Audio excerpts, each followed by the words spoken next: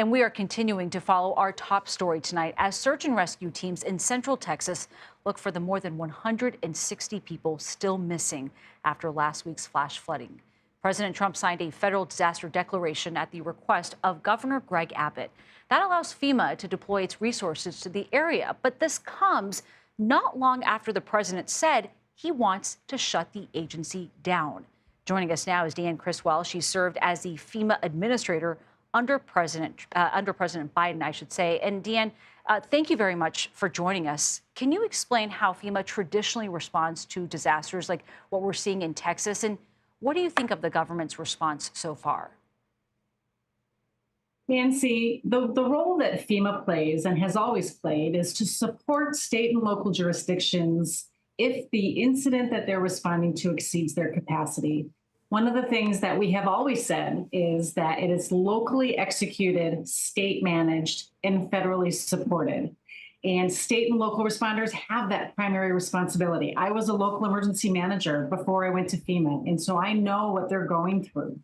The role that FEMA would play in this response is to send in those technical teams, those experts, to help go through that debris and help recover anybody that is still missing, but also begin to send in experts and coordinate the rest of the federal family for things like debris removal or to assess hospitals or the water filtration systems.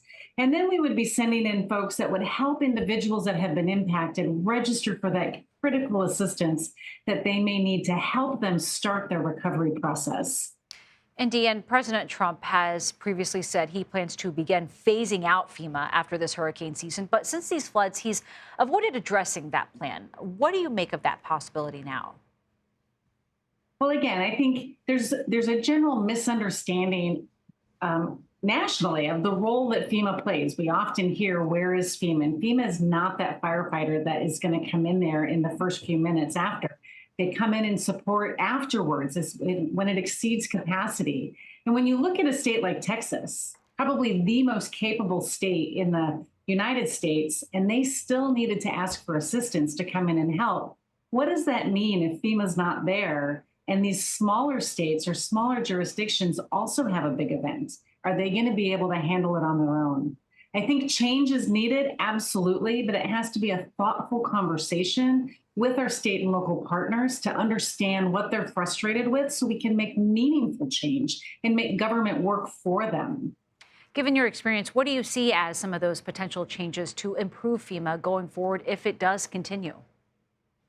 Well, everybody complains about the bureaucracy, and sometimes it's not just bureaucracy, but it's accountability. But the way that we can enforce accountability can be streamlined. We can bring all of the different federal requirements and regulations maybe under one umbrella.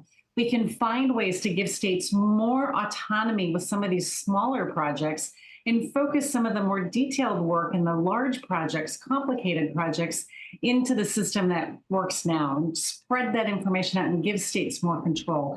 These are all conversations that we had when I was there that continue to be had. There's ways to make this happen. I think we just need to, again, sit down and have meaningful conversations. And I know that the FEMA Review Council met today, and I'm hoping that they started those conversations. Deanne Criswell, we appreciate this conversation. Thank you very much for joining us. Thank you.